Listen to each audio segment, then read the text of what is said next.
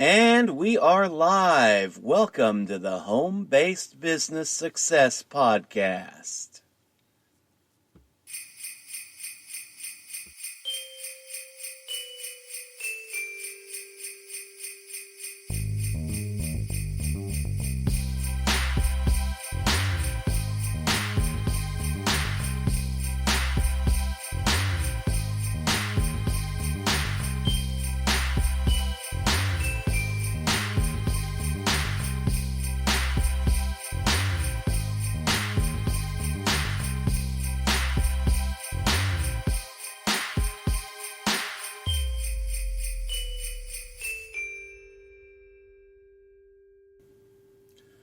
Okay, everybody, this is Ralph from GrowWithRalph.com and the Home-Based Business Success Podcast.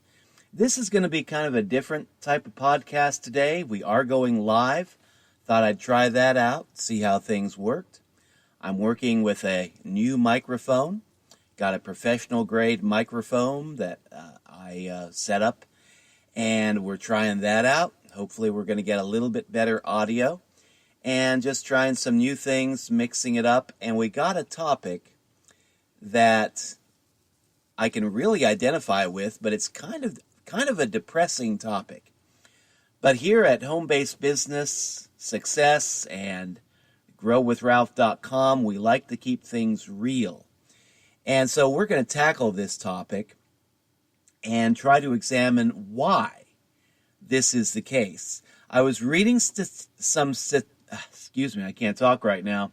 I was reading some statistics online just to kind of see what the success rate is in traditional business and online business in particular, and found out that in online business, 90% of all online businesses will fail, new online businesses will fail within their first 120 days. That's 4 months. Why? Why that rate of failure? And so what I want to do, I've got two sets of statistics that I want to kind of toss out there at you. One for the small business failure rate, traditional small business, family businesses, brick and mortar businesses, the failure rate on small businesses, and then compare that to the online business failure rate, new startups online failing within the first 120 days, and then see if we can learn something by comparing these two different sets of statistics and just seeing why the failure rate would be so high in online business. Is it just because the market is just so full of scams? That can be a part of it, but it's not all of it. And we're going to take a look at certain areas like commitment, attitude, mindset, planning, social media marketing. I think what I'm going to do is just dedicate the next several broadcasts to this topic of the mindset that you need to succeed in online business or even any kind of business. Because with my background, I was raised in a small business, family-owned business. My dad ran his own shoe repair business. He was trained in the craft of repairing shoes. Oh my goodness, back in the 1940s when he was in high school, and he learned how to repair shoes. Some days, he actually, back in those days, you could get away with ditching high school and going out and finding a job, and that's what he did. And he did that for a long time until his parents found out, and then they had a talk with him and his employer, and they decided, okay, if you can go to school during the day, we'll let you work in the shoe repair business at night, and everybody agreed to it. But, he was raised repairing shoes, taught to repair shoes from a very early age, and just fell in love with the craft, and he carried that on through the rest of his life. And my dad was able to build up a successful small family business that lasted over 26 years. We were in one location for 26 years. Previous to that, he was open for a few years in a very rough part of town, a very bad neighborhood, and then moved out of that neighborhood into a better, neighborhood. First, he didn't think he could afford to make that move, but he then realized he couldn't afford to stay put either, so he had to take the chance and make that move. And that's what business owners and entrepreneurs, that's what we do. We don't look for the safe, easy way.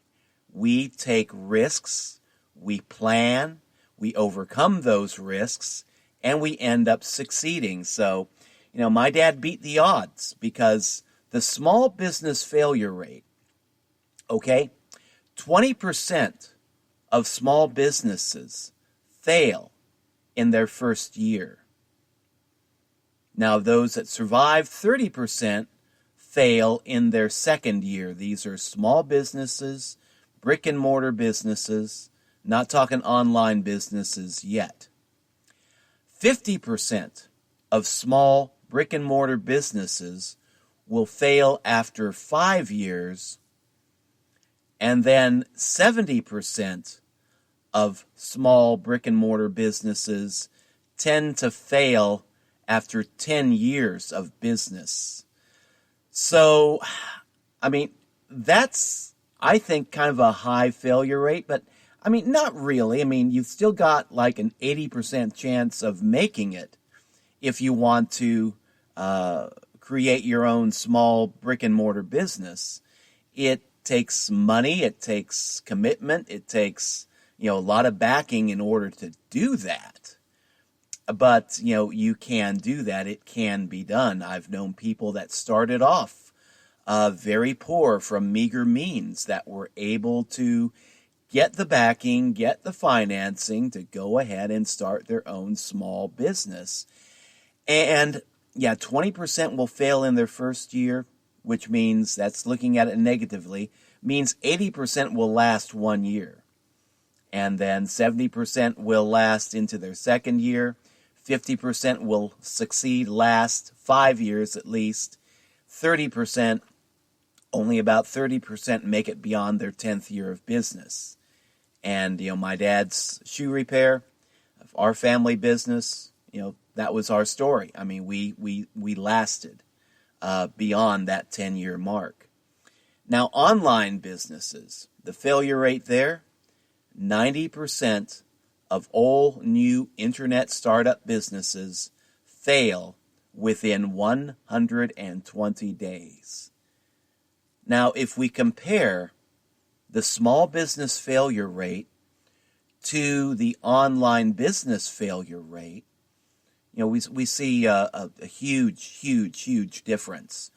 Why? Why is it that it seems like you only have a 10% chance of success starting a business online, and you got a much higher rate of success if you can start your small business up in the traditional brick and mortar world?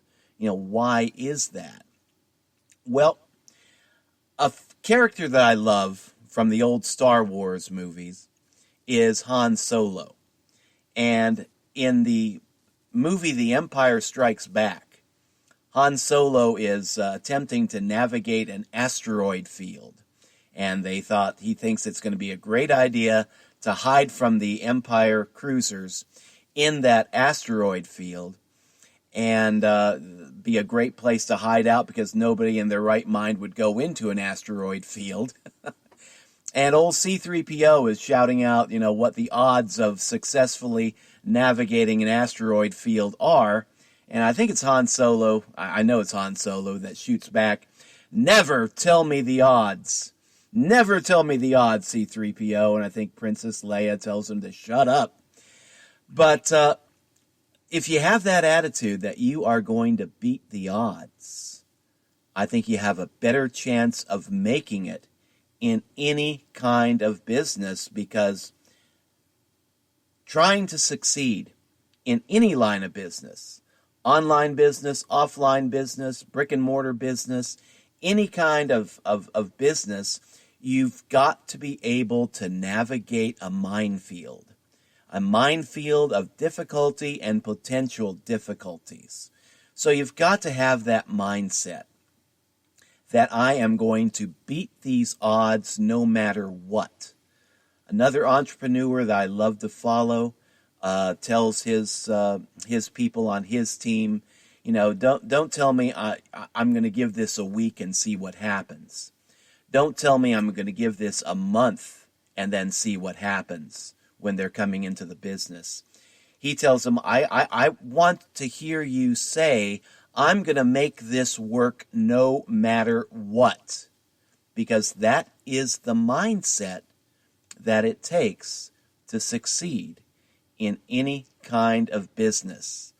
As long as we're talking about movies, might as well talk about the old Apollo 13 movie. Failure is not an option. And that's the attitude you have to have. Looking back at my dad, his attitude, I was young then, but I think I was about 5 when he started the family business. And what he did is that he had a good paying job with a defense contractor. I won't say who, but this was back in the 1960s. And he had a full-time job, paid pretty well. He grabbed all the overtime he could get. And he decided that he wanted to open his own shoe repair shop because that was his first love, his first training. He was a craftsman. And so he knew that he needed the equipment because when you get into wanting to open your own shoe repair business, it's more than just having, glue and leather and hammer and nails. There's a lot of heavy-duty equipment, sanders, grinders, nailing machines, stitchers, stitching machines, sewing machines, a lot of equipment. Plus, you need a place to put it. So you need business property. You need equipment. A lot of equipment. Plus, in Dad's shoe repair shop, he sold a lot of small merchandise. Shine brushes, shoe shine, shoe polish, shoe shine kits. One point in time, he actually had an old guy that had a shoe shine stand in his shoe repair shop, and Dad let him keep the majority of the profits that he made. It was kind of like an extra service that he liked to provide. So while Dad was repairing the shoes part-time, he had this other old guy that was shining shoes for customers. And, it was just part of the service that he liked to provide. And just a lot of overhead in starting up that business. And I don't know how many thousands of dollars, I'm talking $1960, that he spent and went into debt for trying to open up that first business. But it was, looking back, I think it was just a bloody wonder that my mother didn't tell him, Frank, you're crazy. Let's not do this. You got a good paying job with, the defense contractors. Just stick to that. Spend 40 years doing that. Retire. We'll be fine. We'll be set. But no, she didn't. She supported him. I think she wanted to do this too. And so it took him a long time. A lot of time working full-time, working overtime to get that money collected to where he could begin to at least make a down payment on his dreams. And then he had to go to the bank to get a bank loan for the money that he didn't have in order to build that dream. And then if that weren't enough, they still didn't have enough money after scrimping, saving, working, getting loans. They still didn't have quite enough money to pull the plan off. So what they did is that my mom and dad had a small college fund for me, like, parents did back in the 60s. And it was only I don't know how much. I was 5 at the time, so probably a couple $100. But they grabbed that and used that to start up the family business, the first shoe repair shop. And Dad said, okay, he felt kind of bad about that, but he told Mom, we'll put his name on the business. So they finally opened it up. It was the Frank and Ralph Shoe Repair, and later became the F&R Shoe Service.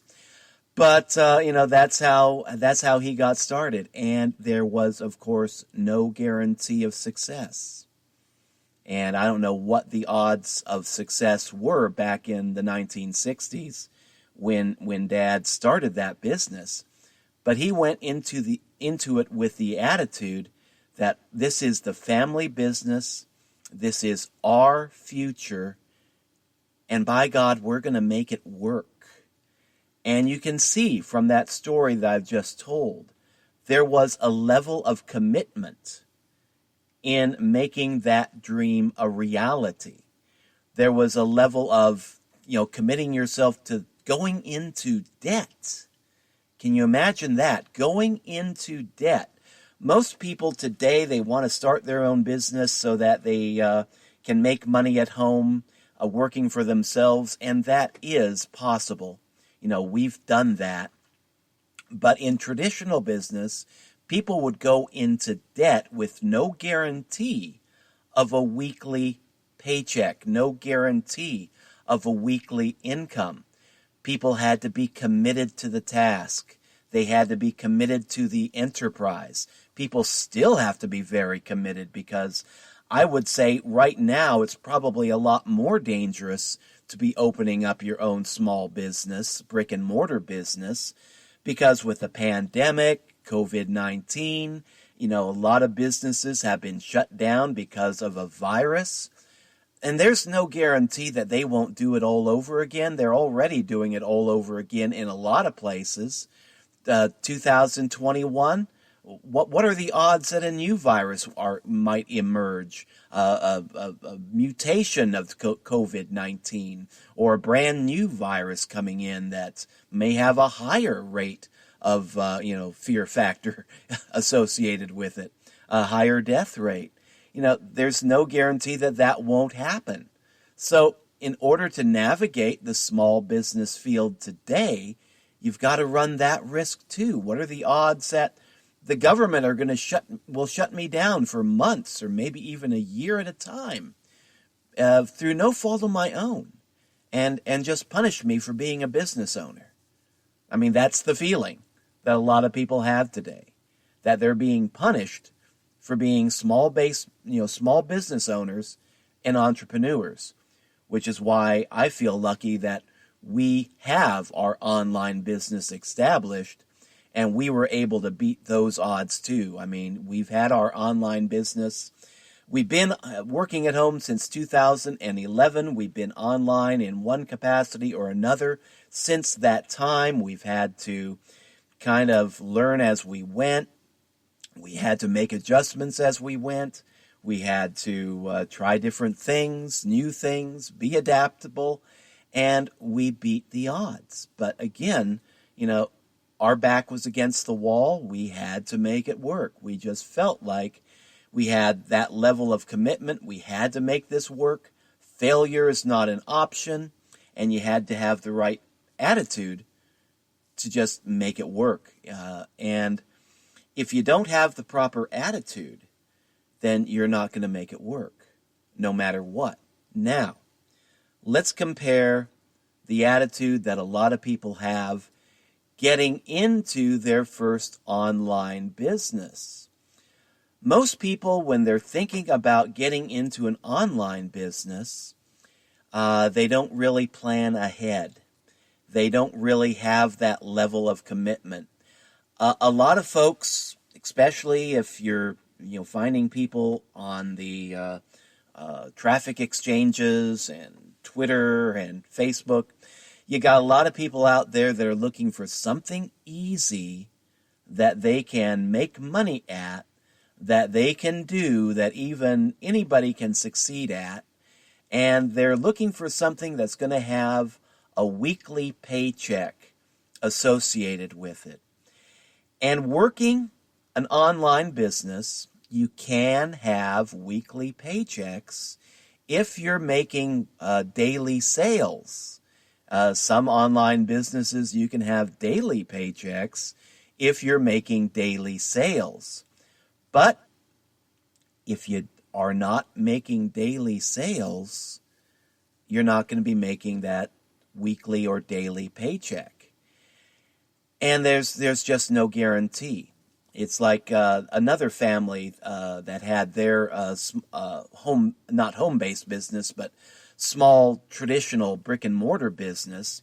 They're family friends of ours. They had their liquor store down in the bad part of town for many, many, many, many years.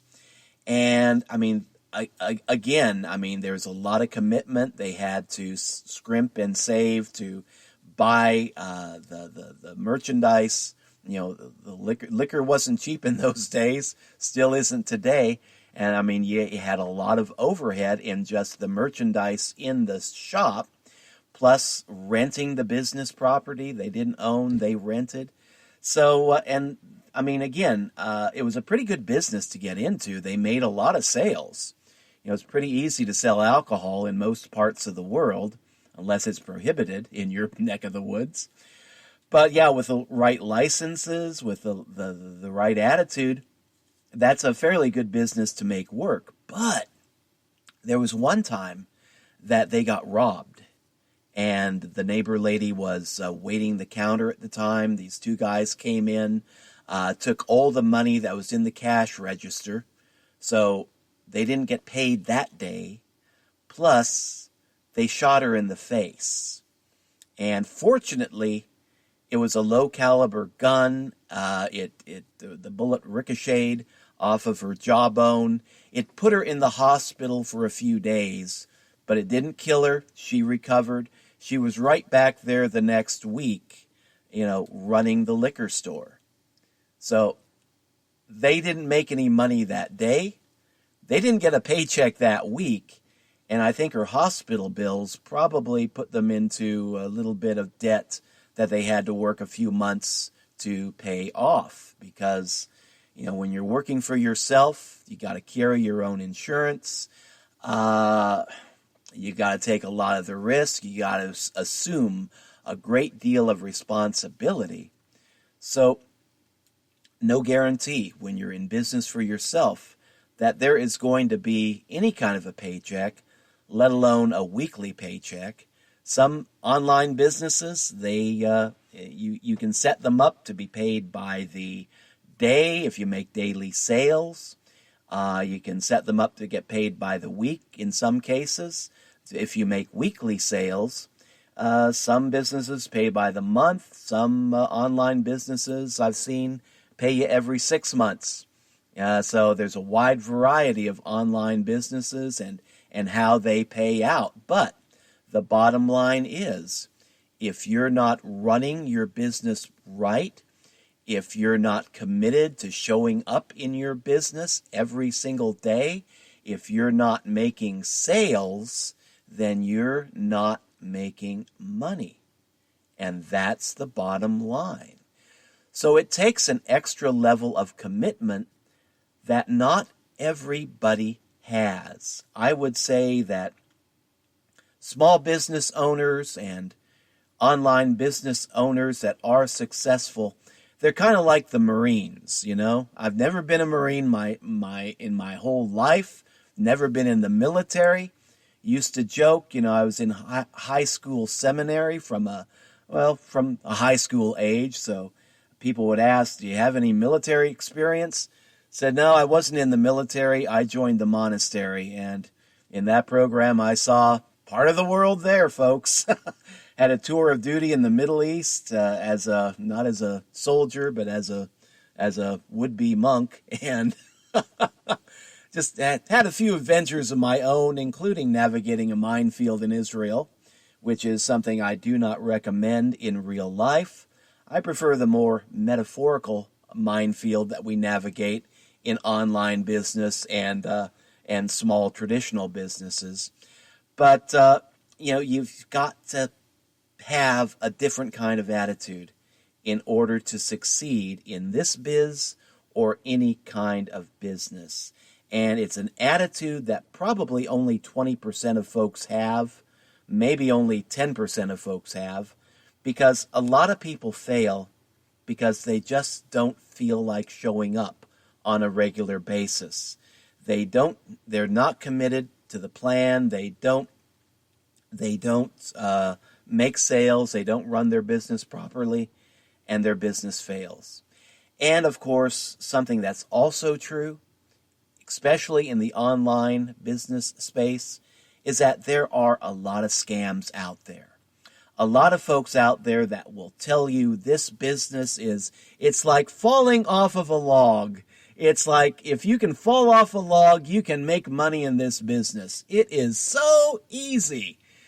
And the people get into it and they pay their, whatever it is, $5, $7, $12, $25, $35 to get into it. And then they find out that there's actually work involved. It's not like falling off of a log. And they're not really making money in it. And they give up. Or a lot of businesses, there's been a lot of cryptocurrency-based businesses that have scammed out, that I've had the misfortune of trying out for myself because 2015, I was curious. I was new to cryptocurrency. Didn't know a darn thing about Bitcoin. I didn't let that stop me, though. And I got involved in BitConnect and a few other businesses out there. And yeah, there are businesses out there where the folks that operate them are smooth talkers. They're very smooth operators.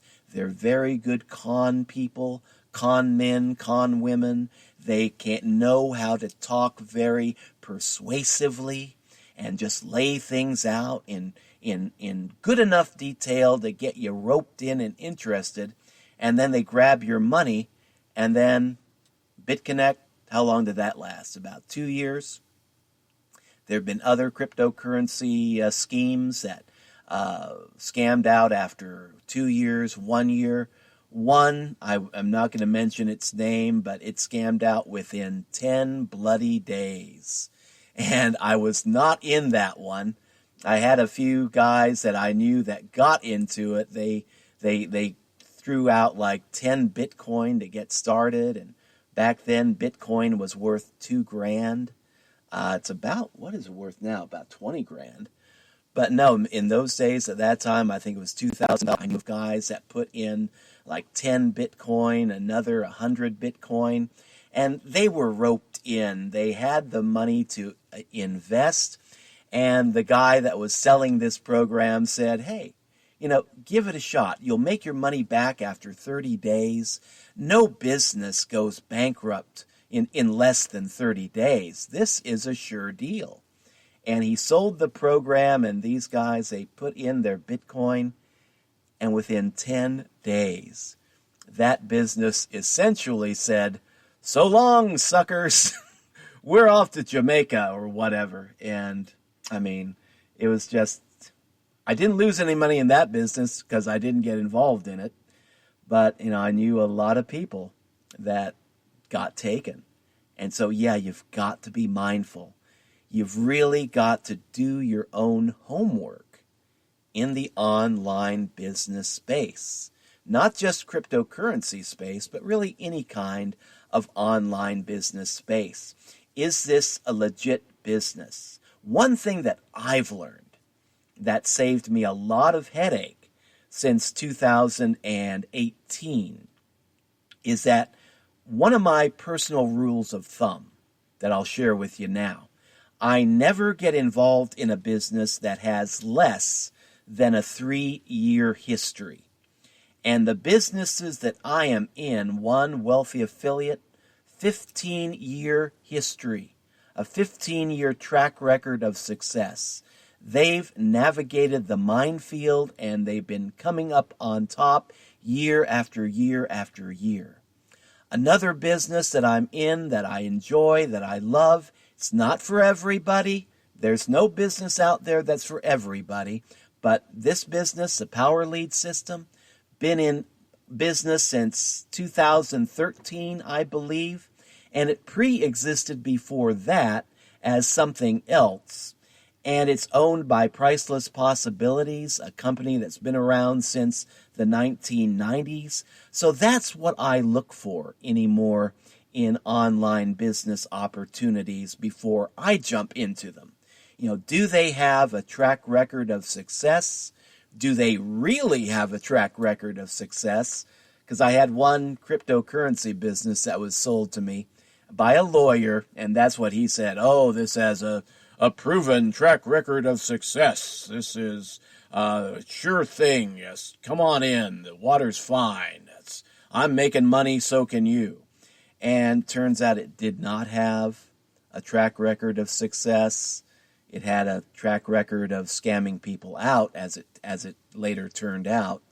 And yeah, I did lose money in that venture.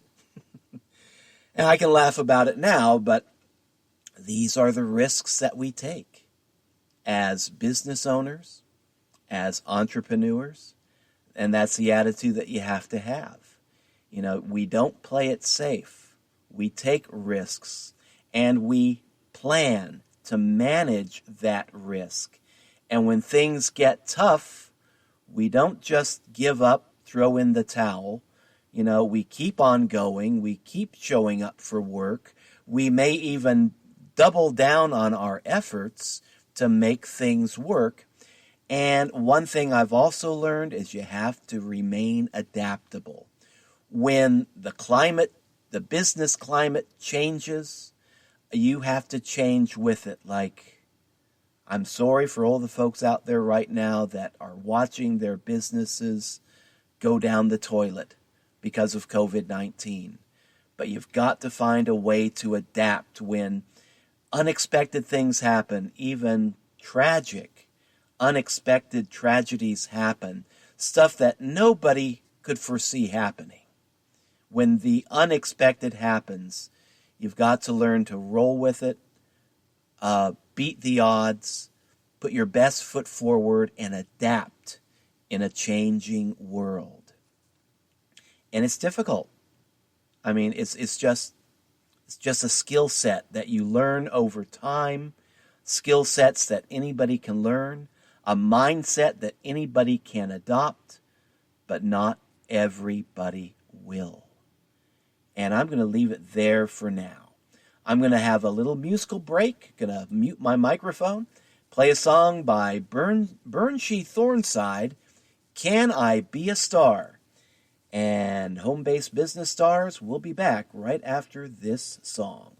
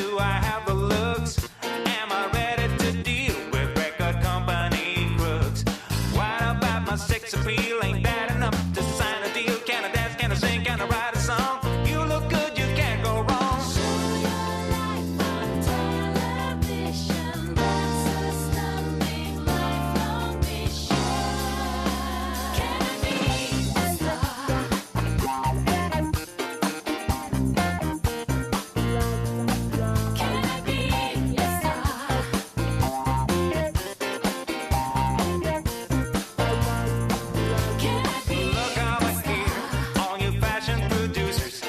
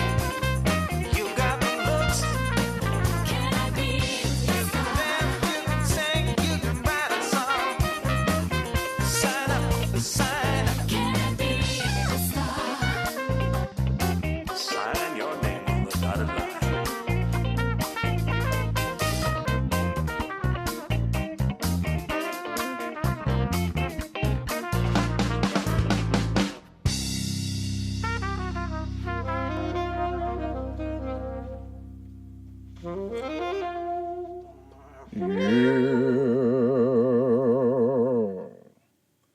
right, this is Ralph back again. That was Burn She Thornside, royalty-free music that I get from Magnatune. It's a neat little service I found back in 2015, I believe.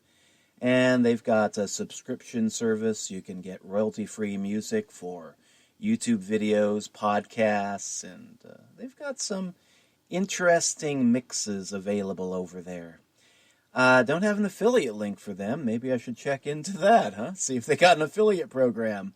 I've been kind of plugging them for free. Maybe I should see if I can get paid for that. But see, that's the mindset that we have to have as entrepreneurs, is be mindful to promote your business, and then also be open to thinking outside the box. Like, okay, get back to the family shoe repair for an example. Dad was pretty good in his attitude when it came to fixing shoes, and in the beginning he offered shoe shine, very cheap, very reasonable. Actually, he didn't make any money off of that. The guy that he had coming into his shop, he let him keep most of the profits. So, Dad just got a little bit out of that to help pay for the lights and the utilities. But, he was pretty good when it came to basic services, shoe repair, selling small items. But what really crippled the shoe repair business towards the end, I mean, it didn't fail, but it was starting to go downhill right before he sold it. There's a few things that he refused to do. One, he absolutely refused to fix shoes while the customer waited. That was a service that other shoe repairs in the area provided. He refused to do that. I mean, he just didn't want to be rushed like that. He didn't want to. He wanted to just commit himself to repairing the shoes that people would leave, and he would repair them within a couple of days usually. But he refused to repair shoes while people waited, which is a service that a lot of people would have appreciated. He had the opportunity when the market began to shift, and this is what almost killed the shoe repair. But there was a time, back in the day, when people wore real shoes made out of real leather, made in the USA, that people could repair. And people would spend like $50 for a pair of shoes, and sometimes $100 for a pair of good leather shoes, repairable, sometimes more. And then when the heels wore out, when the soles wore out, they could take them into the shoe repair shop and have a new sole put on, have a new set of heels put on. They were easily repairable, and for $20 you got a practically a new pair of shoes all over again that you could wear out, wear for another year or two. And then there was a shift. Sometime in the 1980s, shoes were no longer made high quality like they used to be. That's one thing that I know for a fact. They don't make them like they used to. But a lot of shoes were being imported that were made out of plastic, made out of cheap rubber, made out of just cheap materials. And they didn't hold up well. And once they got worn out, people would bring in their tennis shoes and stuff, and there was just no way that my dad could repair them. Well, there was a change that went on in that industry. And this man came into the shop, tried to sell my dad on the idea.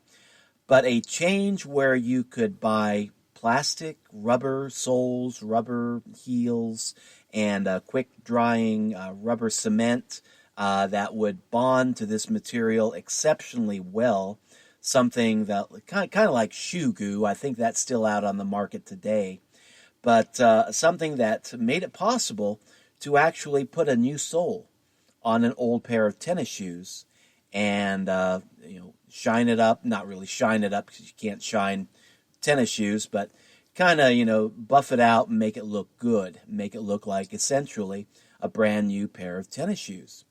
And this guy was saying that this is going to be a game changer. The market's changing, shoes are changing. You've got to stay adaptable. You got to change with the times. Dad absolutely refused to do that. He was old school, 1930s, 1940s. Shoes are made out of leather. They're made in the USA. They're made high quality. If people want to buy, pardon my language, but cheap caca, then they're on their own. And he just absolutely refused to try to go from traditional shoe repair to a tennis shoe repair guy. But I mean, that's where the market went. Back in the 1990s, probably still today. It's just not unusual to see a guy dressed up in a suit and tie and then wearing a set of Nikes, wearing a set of, good-looking tennis shoes. I do that myself. Son of a shoe repair man. Don't have my traditional leather shoes much anymore. But I've gotten into the tennis shoes because that's where the market has gone. That's the style. That's, where we've gone as a culture. Dad refused to adapt to that, and it darn near killed the business before he sold it. And another thing he refused to take credit cards, and just thought it was too much expense, too much time. It was cash or check only. And that's the way he liked to run his business. But I think in order to be more successful in any kind of work, you need to have an adaptable attitude. You need to be willing to change with the times. And if you don't have to like the changes, but you do have to work with them. Because if you don't work with the change will work you over. Change will just run you over. You can spend a lot of energy just fighting change. And the best thing that I think you can do, from my perspective anyway, is roll with the change and just adapt. And spend your energy working with the change rather than working against it and trying to fight it. Trying to fight change, you can be like a guy screaming into the wind, trying to, tee off a tornado that's coming straight at him. That's just a waste of time. It's a waste of energy. Your energy in that case would be better spent just running away from the tornado or getting yourself underground as quickly as you can. But, you've just got to be able to be adaptable, have an adaptable mindset, and just have the mindset where you are going to roll with the changes and try to adapt as best you can. And even there, folks, I know I harp a lot on commitment, attitude, mindset, but even with the best attitude, even with the best mindset, there is no guarantee of success. Can I be a star? Yes, but there's no guarantee you're going to succeed. And you may have to try more than once, more than twice, more than 3 times to make your home-based business work, to make your online business work. There's just no guarantee of success. I've had businesses that I've gotten involved in that have obviously succeeded, been working at home since 2011, but not every business that I've been into has succeeded. Now, I've been into businesses that have crashed and failed, partly because they were scams, partly because, I just didn't feel like being in that business. I didn't do my proper research before I got into it, made a mistake, decided not to pursue that. Other businesses I really haven't succeeded at because I've joined them at a beginner's level, but I've got them on the back burner because, I'm keeping that in reserve for the future. Right now I'm putting my time and energy into other businesses, and I like to have these other businesses kind of on the back burner where if something should go wrong in one of my primary businesses, I can go find that business on the back burner, turn up the heat a little bit, get that simmering, and maybe, just maybe, that'll be enough to keep my family in beans and tortilla for another year or two. So you got to have that flexibility. But even without that mindset and attitude and flexibility, you can still fail. There is no guarantee of success. You just have to do the best you can and plan as well as you can for failure and plan for adversity, especially the unforeseen adversities that are coming down the pike. Change is a constant in life, and unexpected changes is right there too. So even with the proper commitment, attitude, mindset, and planning, you can still go belly up. And in my businesses, I have had some businesses that have succeeded, done very, very well, have supported us for a very long time. And then I've had other businesses that I've lost money on. Some cryptocurrency business that I lost a couple $100 on, other cryptocurrency-based businesses that I lost a few $1,000s on. And believe me, those losses hurt. Not a millionaire that can just afford to throw like 10 grand at a project and hope it sticks, like some entrepreneurs say. I knew this one guy online that's just a high roller. He'd say, folks, the people that he's mentoring, I just throw $1 million at something sometimes and I see if it sticks. I don't have that kind of money to throw around. I know most of you out there listening don't have that kind of money to throw around either. And when we take a loss, if it's a couple $100, a few $1,000s, that hurts. But you just have to have the mindset and have a contingency plan in place to where you can bounce back from that. And even if you don't have a contingency plan in place, you have to learn just to bounce back from that all the same. Either that or, cut your losses, take your licks, declare bankruptcy, and see if you can get a job at Walmart.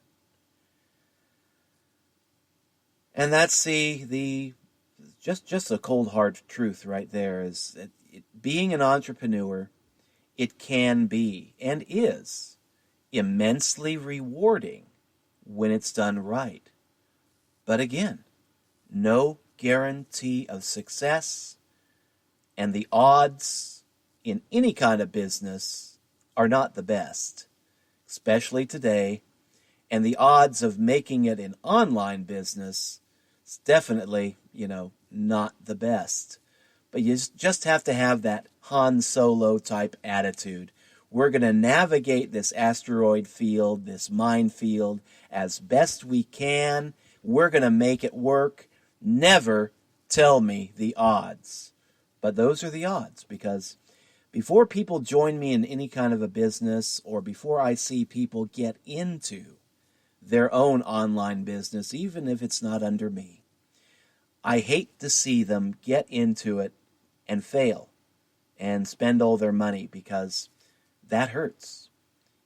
Been there, done that, and I'd like to be able to be of assistance to where I can provide some help, some advice, some encouragement to help other people not make the same mistakes that I have made down the line.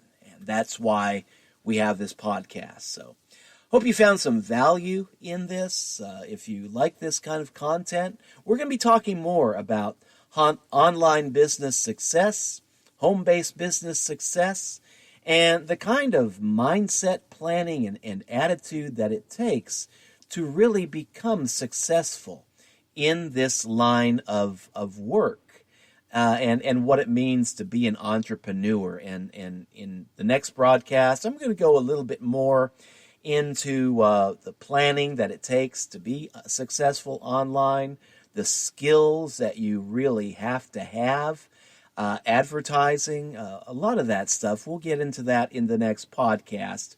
But for now, we're just going to wrap it up. Thanks for dropping by. And if you want to catch me online, you can see what I'm into, starting to add more frequent content to the website. But you can catch me at www.growwithralph.com and just see what I'm into. And if you want to join me in a business or two, be glad to have you. But again, no guarantee of success. It's not as easy as falling off a log. Falling off a log, gravity does all the work. In online business, in a home-based business, you've got to be willing to do a lot of the work. It's ultimately up to you whether you succeed or survive. And not everybody succeeds in their first business. Not everybody succeeds in their second business. But if you're flexible, if you're tough, if you're able to keep on going, you can eventually make it. So that's all for today. Thanks for dropping by. We will catch you in future updates.